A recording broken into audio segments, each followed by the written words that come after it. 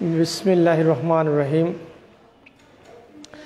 একাদশ শ্রেণীর ছাত্রীবৃন্দ, অভিভাবকবৃন্দ, শিক্ষক শিক্ষিকা ভাই বোনেরা, আসসালামু আলাইকুম। একাদশ শ্রেণীর ছাত্রীবৃন্দ, আশা রাখি তোমরা যে যেখানেই আছো ভালো আছো, সুস্থ আছো। আমি আবার তোমাদের সামনে অনলাইন ক্লাসে হাজির হয়েছি। ইতিমধ্যে আমরা চতুর্থ অধ্যায়ের অংশীদারি ব্যবসা লেখাপড়া করছি। আজকে আসো আমরা আলোচনা করব অংশীদারি ব্যবসায়ের চুক্তিপত্র। অত্যন্ত গুরুত্বপূর্ণ এটি, তোমাদের মনোযোগ সহকারে শুনতে হবে এবং এইটা সম্পর্কে একটু ধারণা থাকতে হবে। তেমন কঠিন কোনো বিষয় নয়, শুধু মনোযোগ সহকারে শুনলে এটা থেকে যে ধরনের প্রশ্ন হোক না কেন তোমাদের উত্তর দিতে, বলতে বা বুঝতে কোনো সমস্যা হবে না। তো আসো আমি একটু হেডলাইনটা লিখে নেই, তারপরে আমরা আলোচনা করি। আজকে আমরা যেটা শিখব সেটা হচ্ছে অংশীদারি ব্যবসায়ের চুক্তিপত্র।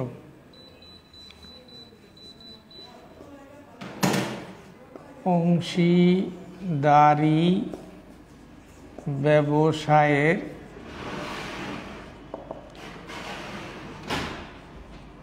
চুক্তিপত্র।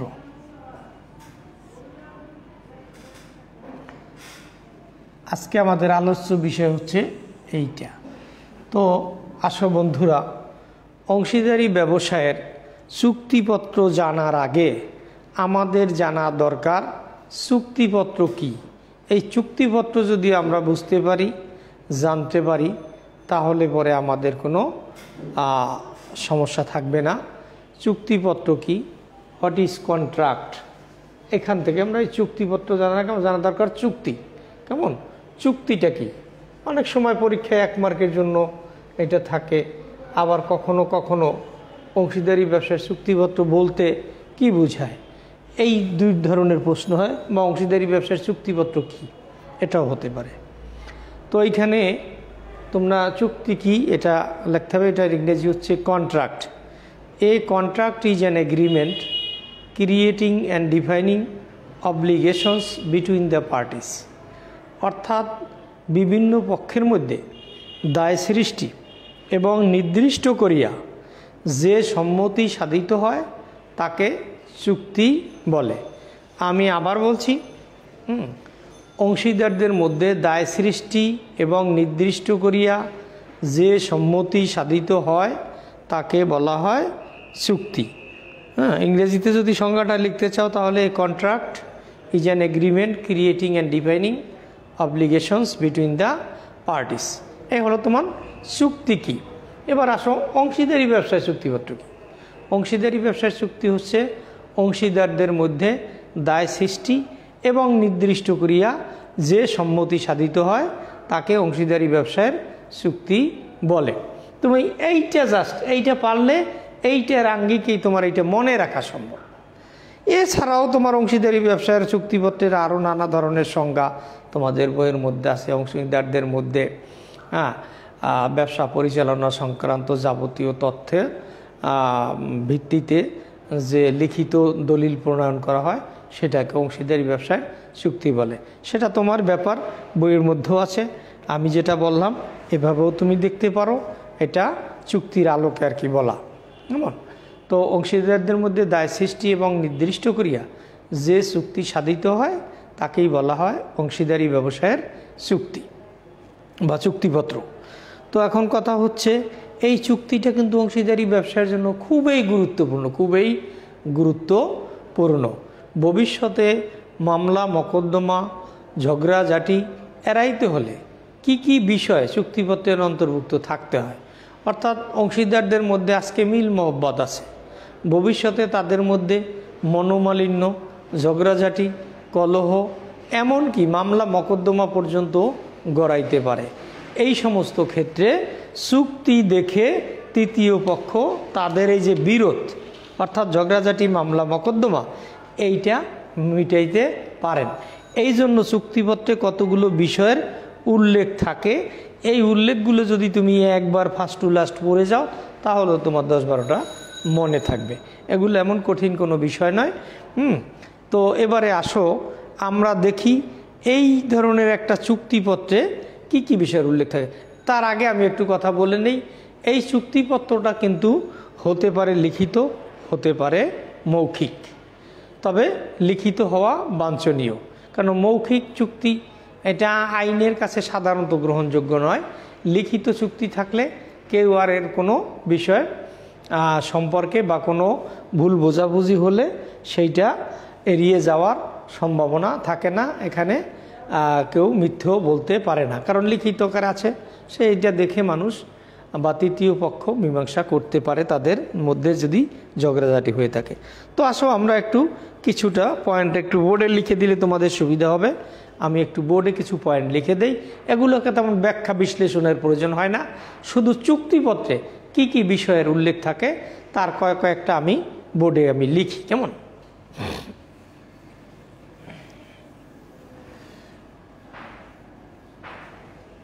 এইটাই ঠিক রেখে দেই হেডলাইনটা, অংশীদারি ব্যবসায়ের চুক্তিপত্রের বিষয় বস্তু, অর্থাৎ অংশীদারি চুক্তিপত্রে কি কি বিষয়ের উল্লেখ থাকে এটা আমরা হেডলাইন করলাম। এখন 1 2 3 4 5 6 এভাবে তুমি লিখে যেতে পারবা। তোমরা খাতায় লিখে নাও।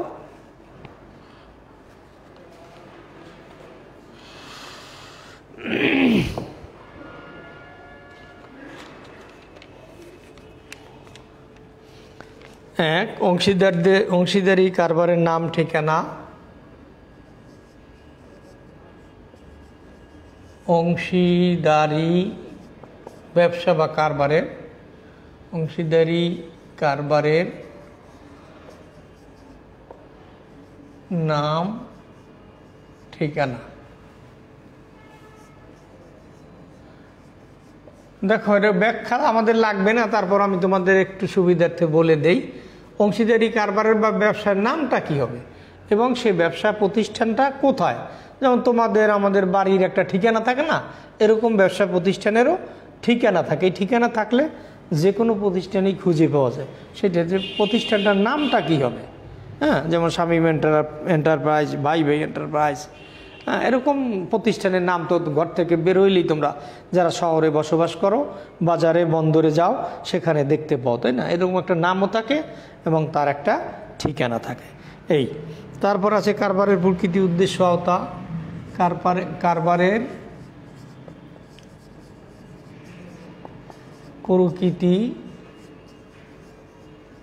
প্রকৃতিটা কি? প্রকৃতি, উদ্দেশ্য,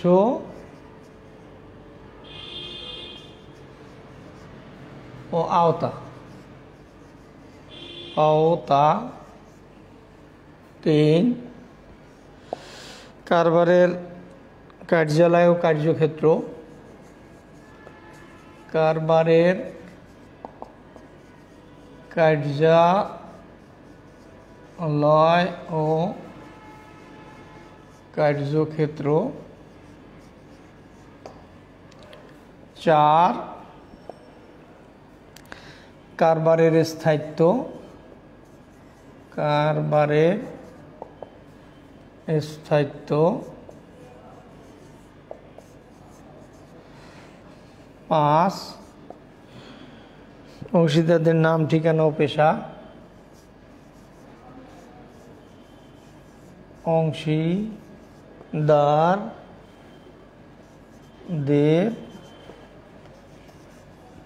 নাম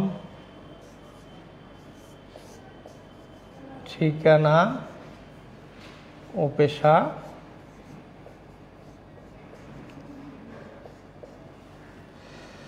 তাইলে এই কারবারের কার্যালয় এবং কার্যক্ষেত্র কি, কারবারের স্থায়িত্ব অর্থাৎ কারবারটা কতদিন, যদি একটা নির্দিষ্ট সময় হয় থাকে সেগুলো উল্লেখ করা হয়, তাই না?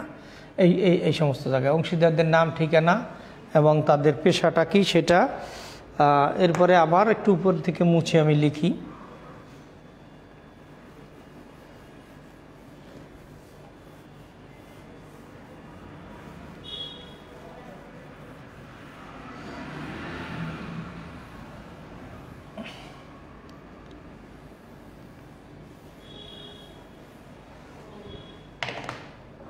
6 নম্বরে লেখো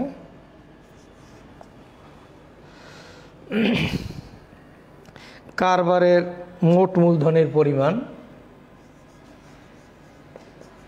কারবারের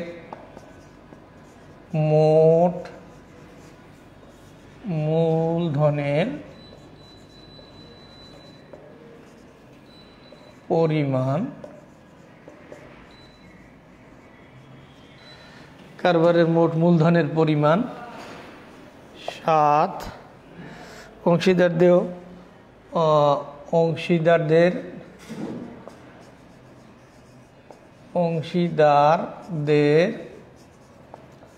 দেয় মূলধনের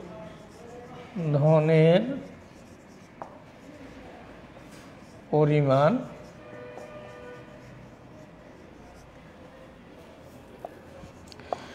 8। মূলধনের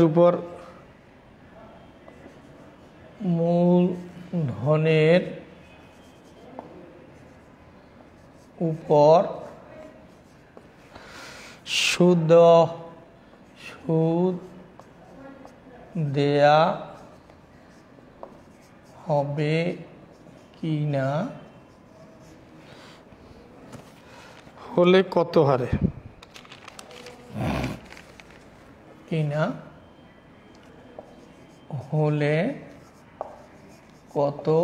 হারে,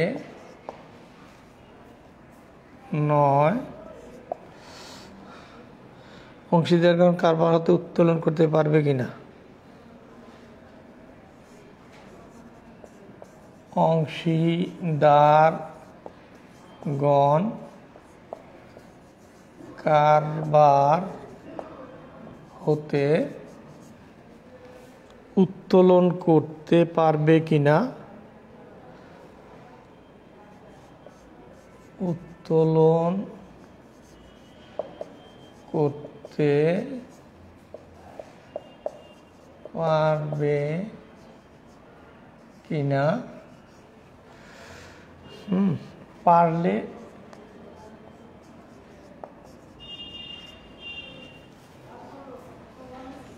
কে কত হারে, 10 আসো। উত্তোলনের উপর সুদ ধার্য হবে কিনা, উত্তোলনের উপর সুদ ধার্য হবে কিনা,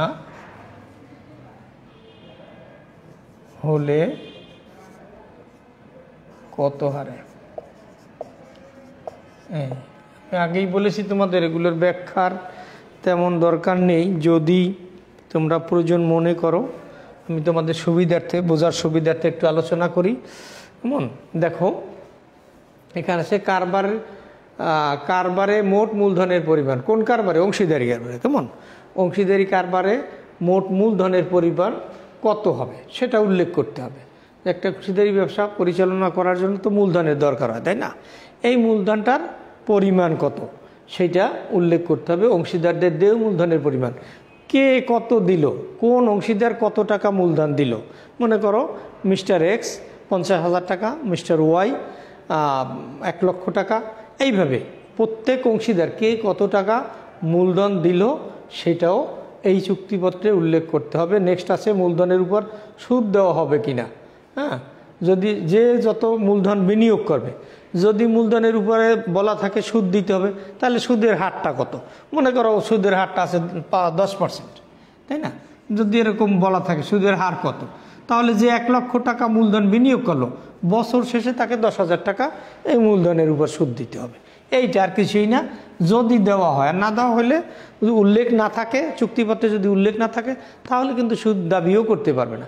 মূলধনের উপর সুদ দেওয়া হবে কি না, হ্যাঁ, যদি হয় তাহলে কত হারে, অর্থাৎ শতকরা কত। এটা বুঝতে পারছো? তোমাদের ব্যাখ্যার কোনোই দরকার নাই, এটা বুঝছো, এটা বুঝলেই ব্যাখ্যা দেওয়া যায়। হ্যাঁ, যদি প্রয়োজন হয়, না দিলে এগুলোই। অংশীদারগণ কারবার হতে উত্তোলন করতে পারবে কি না।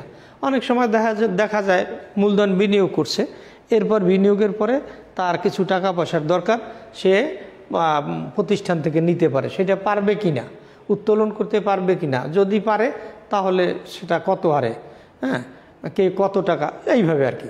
নেক্সট হচ্ছে ওই একই রকম মূলধনের উপর সুদ দেওয়া হবে কি না, ঠিক উত্তোলন করলো, মনে করো কেউ 2 লক্ষ টাকা দিল, সে 50,000 টাকা উত্তোলন করলো, যদি উত্তোলন করে এই উত্তোলনের উপরে সুদ ধার্য করা হবে কিনা, যদি সুদ ধার্য করা হয় তাহলে সেটারও পার্সেন্টেজ উল্লেখ করতে হবে, অর্থাৎ কত হারে, তাই না, এই কত হারে সেটা উল্লেখ করতে হবে।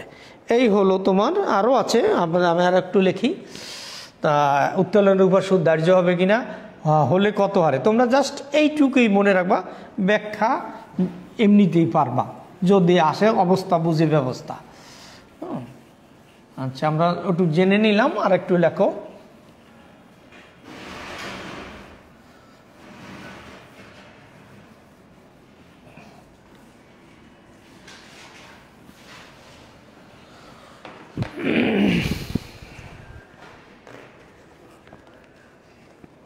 আমরা 10 নম্বর পর্যন্ত লিখেছি। 11তে লেখো কারবারে লাভ লোকসান বন্টন পদ্ধতি। 11 অত্যন্ত গুরুত্বপূর্ণ, এইটা কারবারে লাভ লোকসান বন্টন পদ্ধতি 12। কারবারে পরিচালনা ব্যবস্থাপনা পদ্ধতি, কারবার পরিচালনা ও ব্যবস্থাপনা পদ্ধতি। এরপরে লেখো কারবারের হিসাব রক্ষণ ও নিরীক্ষা পদ্ধতি, কারবারের হিসাব রক্ষণ ও নিরীক্ষা পদ্ধতি।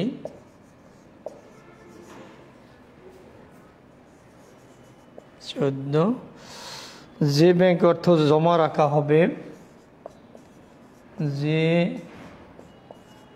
ব্যাংকে অর্থ জমা রাখা হবে, যে ব্যাংকে অর্থ জমা রাখা হবে সে ব্যাংকের নাম ও ঠিকানা, অর্থ জমা রাখা হবে সে ব্যাংকের নাম ও ঠিকানা এবং হিসাবের ধরন। নেক্সট, হিসাবের ধরন, যিনি ব্যাংকের হিসাব পরিচালনা করবেন তার নাম ও পদবি, যিনি ব্যাংকের হিসাব পরিচালনা করবেন, যিনি তার নাম ও পদবি, তার নাম ও পদবি, তার নাম ও পদবি।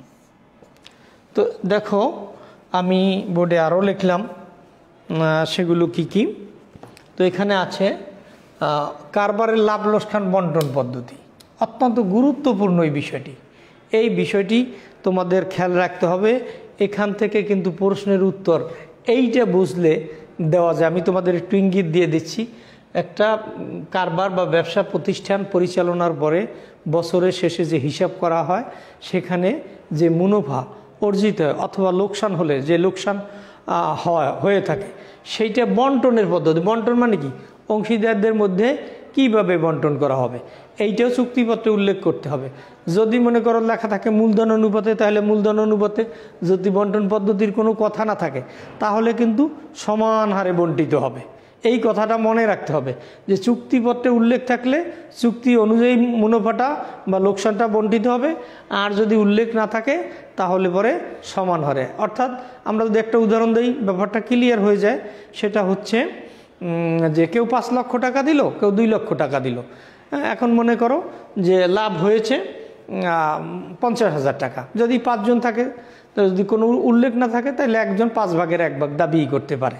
কেমন? এই নিয়ে তোমাদের প্রশ্ন থাকবে যে তার কেউ দাবি করলো সমানভাবে মুনাফা বন্টন করতে হবে, তার দাবিটা যৌক্তিক কিনা।